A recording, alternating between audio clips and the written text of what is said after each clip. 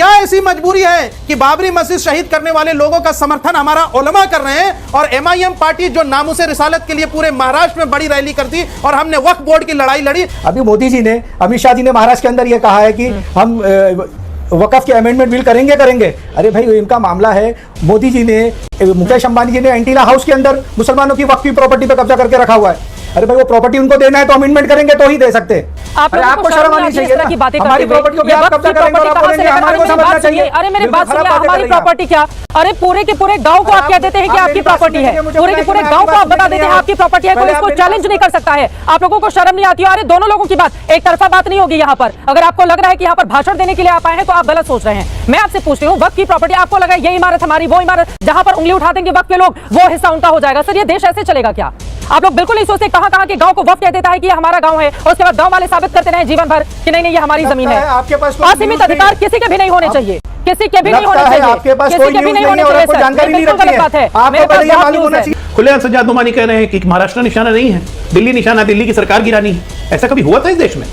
ये क्या नाटक मचा दिया? मतलब बौखलाहट इस लेवल तक बढ़ गई है कि खुलेआम वोट जिहाद की अपील हो रही है मुसलमानों से। महाराष्ट्र से लेकर झारखंड तक हर जगह एमबीए को जिताओ, जिताओ, जिसको अपील कर करके हराओ, भाजपा को हराओ, भाजपा को हराओ। अरे भाजपा को हराओ, ताकत है तो जनता के दम पे, वोट जिहाद के दम पे आप भाजपा को हराएंगे। दोस्तों नमस्कार। कितनी मिर्चें लग रही हैं इनको, देखो जब वक्फ के ऊपर मोदी ने लगाम कस दी है। दोस्तों, पूरा देश लूट के खा गए थे कांग्रेस और मुसलमान मिलकर। इन्होंने ये सोचा था कि हिंदू को जितना हो सके उतना दबा लो, लेकिन मोदी जी इनके बाद हैं। आप देखिए वक्फ को किस तरह निचोड़ के रख दिया। और सिर्फ वक्फ ही नहीं दोस्तों, बहुत कुछ लेना है अभी इनसे। हमने अपने मंदिर भी वापस लेने हैं और बहुत कुछ लेना है, इसलिए तब इनको मिर्चें लग रही हैं। इस कांग्रेस तो शुरू से मुसलमान पार्टी थी, लेकिन अफसोस इस बात का है कि उद्धव ठाकरे जो है वो भी मुसलमान पार्टी बन गया। कहाँ बाला साहब थे और कहाँ ये आ गया। दोस्तों, सत्ता के लिए लोग क्या क्या कर जाते हैं ये आज पता लग जाता है। लेकिन मैं आपको एक बात बताऊं, जो आरएसएस है वो शुरू से उसी चल रही है। 100 साल हो गए हैं, जिसने हमारे देश को बचाया, जिसने बीजेपी बनाई। आज मोदी जी जितने हैं या बीजेपी के जितने लोग हैं वो सारे आरएसएस के ही तो लोग हैं। इसीलिए आज हमारा देश बचा हुआ दोस्तों, और हमें बीजेपी को ही जिताना है, उसी को बनाना है, तभी हम कुछ कर सकेंगे। कमेंट्स कीजिएगा दोस्तों, वीडियो को जरूर लाइक कीजिएगा, चैनल को सब्सक्राइब कीजिएगा। Thank you very much. Imtiaz Jaleel साहब ने मुसलमानों के लिए कौन सा ऐसा नुकसान पहुंचाया जिसके खिलाफ लोगों ने ये मोर्चा खोला है? और राणे जो कभी कांग्रेस में थे और आज इनके साथ हैं कुछ लोग, यहां से शिवसेना जो शौर्य दिवस मनाती है बाबरी मस्जिद शहादत का, आज आप उसका समर्थन कर रहे हैं। क्या ऐसी मजबूरी है कि बाबरी मस्जिद शहीद करने वाले लोगों का समर्थन हमारा उलमा कर रहे हैं और एमआईएम पार्टी जो नामूसे रिसालत के लिए पूरे महाराष्ट्र में बड़ी रैली करती और हमने वक्फ बोर्ड की लड़ाई लड़ी, आज आप हमारे साथ यहां से नहीं कहते हैं और दूसरी बात करते हैं? ऐसी क्या मजबूरी है? ये आवाम भी जानना चाहती है, आवाम भी जानना चाहती है। ठीक है सर, अब इस आवाम जो सवाल जानना चाहती है उसका जवाब मैं आगे ले लूंगी। सर मेरे पास वक्त इतने की इजाजत देता है। ठीक है, एक लाइन में हाजी साहब अगर आप जवाब दें, हाजी सिराजुद्दीन खान जी, एक लाइन में आप जवाब दे दीजिए प्लीज। उलमा हमारे सरों के ताज हैं और हम उसकी बहुत रिस्पेक्ट करते हैं और हम उनकी पांव की जूती हैं, लेकिन ये पर्टिनेंट सवाल का जवाब देना पड़ेगा क्योंकि इससे कौम को नुकसान हो रहा है, आवाम को नुकसान हो रहा है। जल्दी से एक लाइन में इसके अंदर आप ऐसा समझिए, इस वक्त के जो हालात महाराष्ट्र के हैं, हमारे नबी पाक सल्लल्लाहु अलैहि वसल्लम की शान में गुस्ताखी हो रही है और कौन लोग साथ में है, कौन लोग विरोध में है, कौन किसको सपोर्ट कर रहा है और कौन किसको सपोर्ट नहीं कर रहा है, ये पूरा हिंदुस्तान जानता है। अब अगर इस तरह का all India Muslim personal law board की ओर से बयान दिया गया है तो फिर आप लोगों को इतनी दिक्कत क्यों है? आप लोग भी तो बोलते हैं बटेंगे कटेंगे, तो वो उधर कह रहे हैं कि भैया महाविकास आघाड़ी को जिताओ, वो मुसलमानों की बात करती है। तो ये कटने बटने की बात आई है, तो साथ ही साथ ये भी आया एक रहेंगे तो सेफ रहेंगे। ये आदरणीय नरेंद्र मोदी जी ने देश के लोगों के लिए बोला है कि अगर सारे देश के लोग एक रहेंगे तो हम लोग सुरक्षित भी होंगे और राजनीतिक रूप से विश्व में हम लोगों की देश का एक महत्व भी बनेगा। लेकिन इसको धार्मिक उन्माद में कौन परिवर्तित कर रहा है? इस प्रकार का बयान देकर एक धार्मिक उन्माद पैदा करने की जो कोशिश हो रही है, ये सारी की सारी कोशिश तो महाविकास आघाड़ी की तरफ से हो रही है। जिस प्रकार से कहा गया है, मैं सोचता हूँ कि इस प्रकार के बयानों की कोई जरूरत नहीं थी।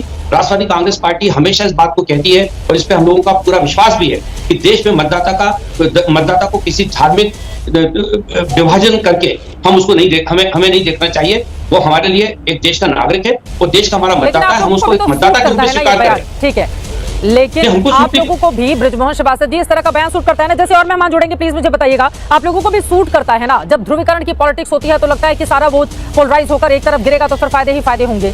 आप लोगों को भी नहीं, सूट करता है जब अब तुष्टिकरण की चित्रा जी। लड़ाई उधर लड़ी जाती है, जो आरोप आप लोगों की ओर से लगाए जाते हैं? चित्रा जी, हम लोगों ने हमेशा तुष्टीकरण का विरोध किया है। हम लोगों ने हमेशा ये कहा है कि हमारे मतदाता को मतदाता के रूप में ले। उसको मैंने कहा ना कि हम उसको किसी जाति में, चलिए ठीक किसी है, सर, मैं जेंडर आपके में पास या लौटूंगी। किसी रिलीजन में। शोएब जमाई जी, आपके पास आते हुए, अगर बीजेपी वोट जिहाद की बात कह रही है तो उसके पीछे मौका तो इन तमाम पार्टियों की ओर से ही दिया जा रहा है। अब all India Muslim personal law board को क्या कहने की जरूरत है कि महाविकास अघाड़ी के पक्ष में आप वोट डालें?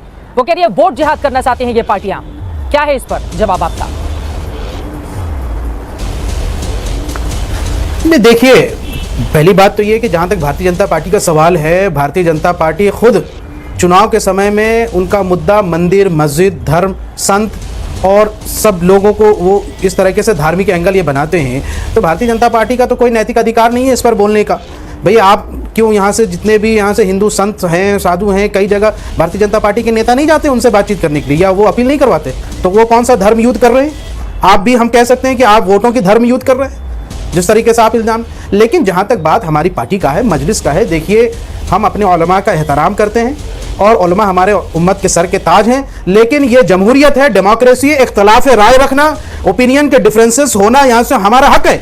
और जो लोग वोट करेंगे आज महाराष्ट्र और झारखंड में जो सब कुछ होने वाला है, चुनाव होने वाले हैं, वोटिंग होने वाली है, वो जनता अपने हित को फैसले सामने रखते हुए यहाँ से फैसला लेगी। वो ना यहाँ से जमीयत उलमा के हिसाब से चल रही है और ना ही यहाँ से all India Muslim personal law board के हिसाब से चल रही है। बेशक हम उनका एहतराम करेंगे, बल्कि यहाँ से हम हमेशा एहतराम करते हैं। हम तो कहते हैं कि उलमा की गालियाँ भी हमारे लिए दुआएं, और यही बात औरंगाबाद में भी है कि हम सब उलमा को साथ लेके चल रहे हैं। और इंशाल्लाह मुझे पूरा यकीन है कि उलमा भी यही राय दे रहे हैं कि जिस जगह पे मजलिस के उम्मीदवार मजबूत हों, वहाँ मजलिस के उम्मीदवारों को आगे बढ़ाइए। कोई दूसरी पार्टी वोट कटवा के तौर पर आई है तो उनको आप वोट मत दीजिए। लिहाजा जहाँ मजलिस नहीं लड़ रही है उस जगह पे बात, all India Muslim personal law board कह रही है कि जहाँ मजलिस नहीं लड़ रही है, सुनिए, उसमें आप लोग हैं ये नहीं जी, मैं जो जी मैं जहाँ नहीं मैं जहाँ तक समझ पा रहा हूँ, उन्होंने ये कहा है कि भाई जिस जगह मुस्लिम उम्मीदवार मजबूत स्थिति में है, जैसे MIM के इम्तियाज जलील साहब हैं, वारिस पठान हैं और तमाम हमारे 16 उम्मीदवार हैं, जहाँ पे मजबूत स्थिति में है वहाँ पे आप उनको जिताइए। और जहाँ बाकी जगह जो बचे हैं 250 से ज़्यादा सीटें, उस पर आप यहाँ से उन उम्मीदवारों को जिताइए जो यहाँ से देश के सेकुलरिज्म के साथ चल रहे हैं और भाजपा को हराने की स्थिति में अगर हैं आप और बीजेपी को हराने की ताकत रखते हैं तो उनको जिताइए। लेकिन MIM के खिलाफ बोला ऐसा बिल्कुल नहीं है, बल्कि हम तो ये समझते हैं कि मौलाना सज्जाद नुमानी साहब ने भी और तमाम जो उलमा ने यही बात कही है कि भाई आप बीजेपी को हराने के लिए जो मजबूत कैंडिडेट्स हैं उनको आगे बढ़ाइए। यहाँ इम्तियाज जलील साहब औरंगाबाद में इम्तियाज जलील साहब है और मुझे ये लगता है कि इसमें कोई इख्तिलाफ नहीं होना चाहिए। भारतीय जनता पार्टी का कोई नैतिक अधिकार नहीं है पर्सनल लॉ बोर्ड ने दूसरी महाविकास अघाड़ी को वोट देने की अपील की है, तो फिर इतनी ज्यादा दिक्कत क्यों आपको लग रहा है कि वो लोग वोट जिहाद कर रहे हैं? देखिए Chitra ji, people representation act के तहत धर्म के नाम पे या जाति के नाम पे वोट मांगना इस देश में संविधान के अनुसार गलत है। और ये खुलेआम किया जा रहा है, कॉल दिया जा रहा है और उसके बदले में अपनी मांगे रखी जा रही है। 17 पॉइंट की मांग भी रखी है इन लोगों ने, 10% आरक्षण भी चाहिए मुसलमान के लिए। कहाँ गया संविधान? संविधान कहाँ गया? संविधान उड़ गया संविधान। आज जब हम कह रहे हैं, हमने चुनाव आयोग में रिटर्न ये शिकायत दी है कि ये तो वोट जिहाद खुलेआम कर रहे हैं। खुलेआम सज्जाद नुमानी कह रहे हैं कि महाराष्ट्र निशाना नहीं है, दिल्ली निशाना, दिल्ली की सरकार गिरानी है। ऐसा कभी हुआ था इस देश में? ये क्या नाटक मचा दिया? मतलब बौखलाहट इस लेवल तक बढ़ गई है कि खुलेआम वोट जिहाद की अपील हो रही है मुसलमानों से। महाराष्ट्र से लेकर झारखंड तक हर जगह MBA को जिताओ, जिसको अपील कर करके हराओ, भाजपा को हराओ। अरे भाजपा को हराओ, ताकत है तो जनता के दम पे, वोट जिहाद के दम पे भाजपा को हराएंगे। इसीलिए हमने ये शिकायत की है। और ये मामूली चीज, इसको आप मत समझिए। ये आप सोचिए कि किस तरह की मानसिकता को बढ़ावा दिया जा रहा है कि हम किसके खिलाफ हैं, हम किसके खिलाफ हैं। हम अगर मुसलमानों को एक रखना है तो मुसलमान किसके खिलाफ होगा? हिंदुओं को ये जी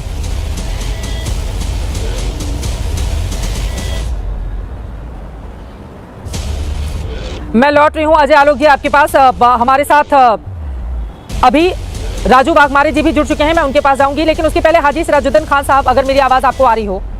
अब धर्म के आधार पर वोट मांगेंगे इस देश में, अब यही रह गया। जी आपकी आवाज आ रही है मेरा? नहीं है, आपसे किसने कह दिया धर्म के नाम पर या हम वोट मांगने की अपील कर रहे हैं? नॉर्मली उमूमन ये होता है कि इलेक्शन मौके पर कोई भी आदमी ये चाहता है कि वो लोग वोट करें, अपने पावर्स का इस्तेमाल करें। और हमने तो मुसलमानों को ये अपील करी है, और मुसलमानों को इस देश के अंदर, महाराष्ट्र के अंदर, हिंदू मुस्लिम सिख ईसाई सारे लोगों से ये अपील करी है कि 20 तारीख के दिन वो अपना मतदान को यूज़ करें, अपने मत को यूज़ करें, और जहाँ तक हो सके, जितना हो सके वो अपनी ज़्यादा से ज़्यादा पोलिंग करें। अब ये कहने का मतलब ये है कि अगर वो पोलिंग बूथ में इलेक्शन का जाकर अपना वोट करते हैं तो ये अच्छी बात है, अपना वोट करना चाहिए उनको। और रही दूसरी बात कि हमको ऐसा लग रहा है कि जो कोरोना काल के अंदर महाविकास आघाड़ी सरकार ने जिस तरीके से 2.5 साल हुकूमत करी, हमको बहुत अच्छा लगा। अरे भाई, यूपी बिहार के अंदर भी हमने कोरोना काल के अंदर लोगों को देखा कि वो कितने परेशान थे, मतलब डेड बॉडी इस तरीके से पड़ी हुई थी कि लोगों को कोई उठाने वाला नहीं था। और महाराष्ट्र के अंदर माझा कुटुंब माझी जवाबदारी के नाम से इन्होंने, उद्धव बाला साहब ठाकरे जी ने ये अपनी मुहिम चलाई थी। महाराष्ट्र के अंदर हर आदमी मतलब हालात में तो घिरा हुआ था, परेशान तो था, लेकिन ना खाने से परेशान था, ना ही आने जाने की वजह से परेशान था, सुकून के साथ में अपनी ज़िंदगी गुजार रहा था। मतलब हिंदुस्तान के अंदर देखा जाए तो एक ही चीज़ गंगा जमुना तहजीब जो कहलाती है वो ये कहलाती है कि हिंदू मुस्लिम जब मिलजुल कर रहते हैं तो शांति के साथ सब चीज़ें चलती है, कोई भी भेदभाव नहीं था, कोई परेशानी नहीं थी। लेकिन जब इलेक्शन आता है, लोग इस तरीके की बातें करते हैं तो अफसोस होता है। हमने लोगों को अपील करी कि भाई इलेक्शन आ रहा है, 20 तारीख को इलेक्शन का वोटिंग का डे है, आप अपने पूरा 100% मत यूज़ करें, और लोग इंशाल्लाह ताला उम्मीद है कि वो अपना वोट डालने के लिए आएंगे।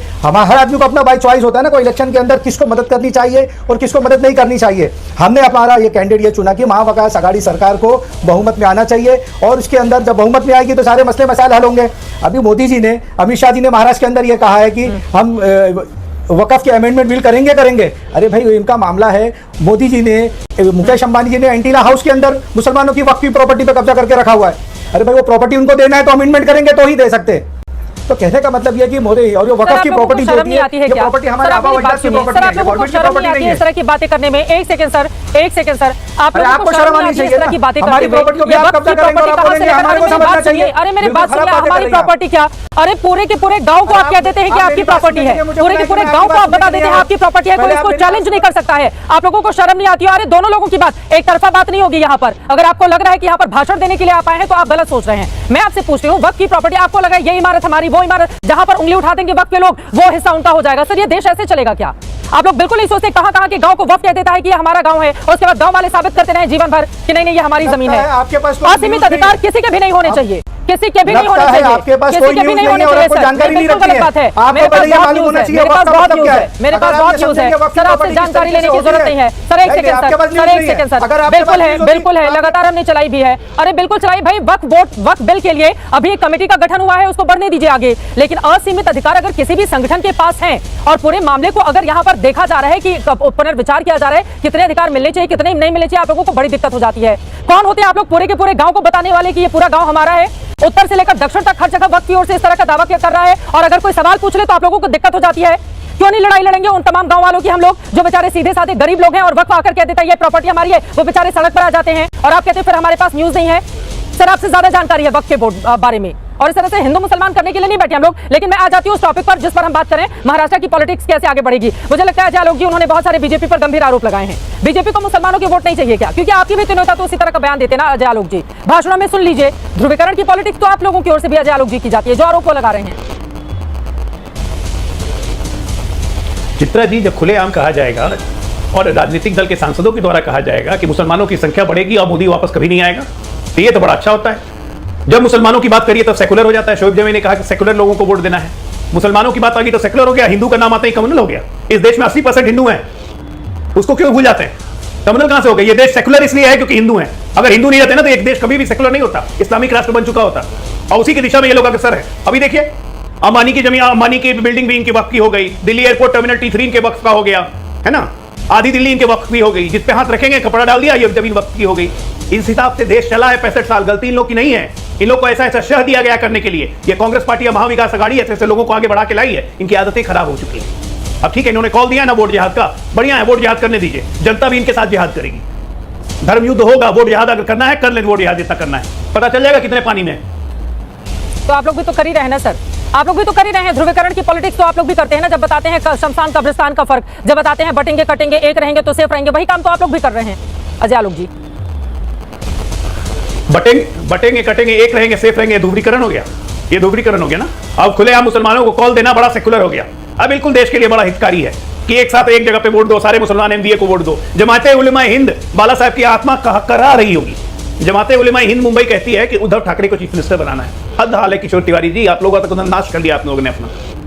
बाबरी मस्जिद जिसको लोग ढांचा कहते हैं, जिसके लिए बाला साहब जोर से बोलते थे कि मुझे गर्व है कि मेरे शिव सैनिकों ने ढांचे को तोड़ दिया, आज वो कॉल दे रही है उद्धव ठाकरे को मुख्यमंत्री बनाइए। क्या हमें दिखा रही है? हम तो जिस लाइन पे थे जब से पैदा हुए, जब से बीजेपी पैदा हुई, जनसंघ पैदा हुआ, तब से उसी लाइन पे चल रहा है, आज भी हम उसी लाइन पे हैं। लाइन बदलना हो तो यहाँ देखिए ना, क्लासिकल एक वोट के लिए सत्ता के लिए किस हद तक गिरेंगे। लेकिन इनका ये धर्मगुरुओं का, मुस्लिम धर्मगुरुओं का इरादा सिर्फ सत्ता नहीं है, इनका इरादा बहुत बड़ा है। इनका इरादा देश का इस्लामीकरण करने का है और इसमें सहायता दे रही है ये राजनीतिक दल, जिसमें कांग्रेस पार्टी मुख्य रूप से है और बाकी सहयोगी पार्टियां। इसका विरोध करना देश की जनता को बताना बहुत जरूरी है। हाजी सिराजुद्दीन खान जी, आप जवाब दे दीजिए। किशोर तिवारी जी आ रही है, उसके बाद बांग्लादेश को बताया जा रहा है